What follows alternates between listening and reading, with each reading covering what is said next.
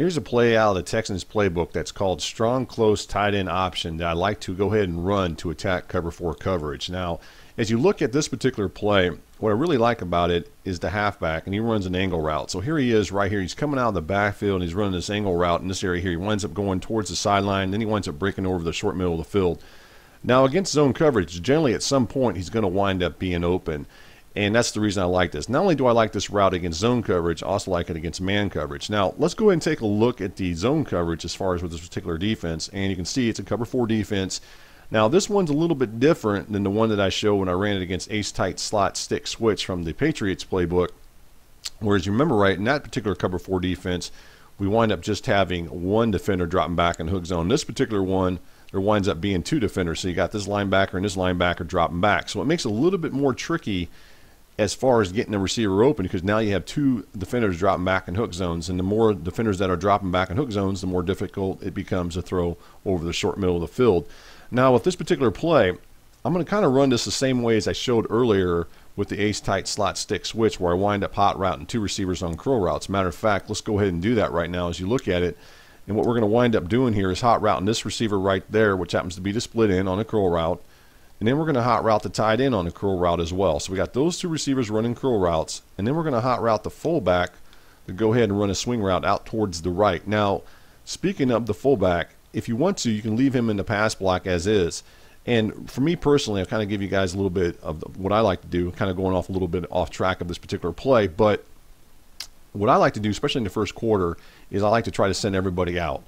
And then if my opponent is getting a lot of nasty heat on me and he's got some kind of great blitzes or something like that, then what I may wind up doing is I may wind up at some point, actually what I will wind up doing is leaving in some guys to pass block, whether it be a fullback, halfback. And that way I wind up eventually countering his blitzes. But initially I like to send everybody out. So that way I have all 5 of my receivers. And as I said before, if he starts getting a lot of pressure, then I'll start making my adjustment as far as with my pass protection. So let's go ahead and continue on with this play. Now, with this one, ideally what I'm looking to do here is I'm looking to go ahead and throw to this halfback as he comes out of the backfield. Either I'm going to hit him right there just before he goes ahead and winds up breaking towards the middle of the field, so I might wind up throwing the ball there. Or what I'm going to look for is for him to come over here over the short middle of the field and throw the ball in that area there.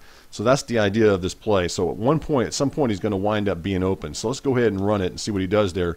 There I'm going to go ahead and throw the ball a little bit earlier right there, because the reason I did that was, of course, we wind up getting offside there, but we're going to decline that and take a look at this from the instant replay.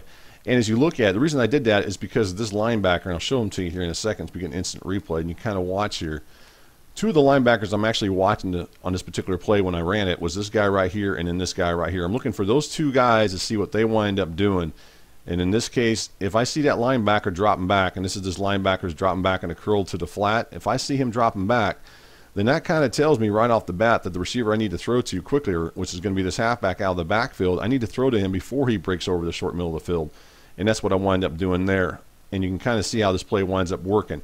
Now, something else I want to talk about. Let's go back over here. Something else that you might be noticing as you're watching this is that this hook zone, this linebacker right here, who's dropping back in the hook zone, now what he's doing here is he's going back here to cover that curl route. Now, not always will he do that. Sometimes he'll stay up here and he'll be in position to go ahead and take away this route here. If I was to run this play here where I got this halfback breaking over the middle, he'll actually step up in that position. Also, this defender right here, the one I was talking about dropping back in the curl to the flat, this one right here, sometimes he may wind up staying up here. So you got to watch and see where these guys, what they wind up doing.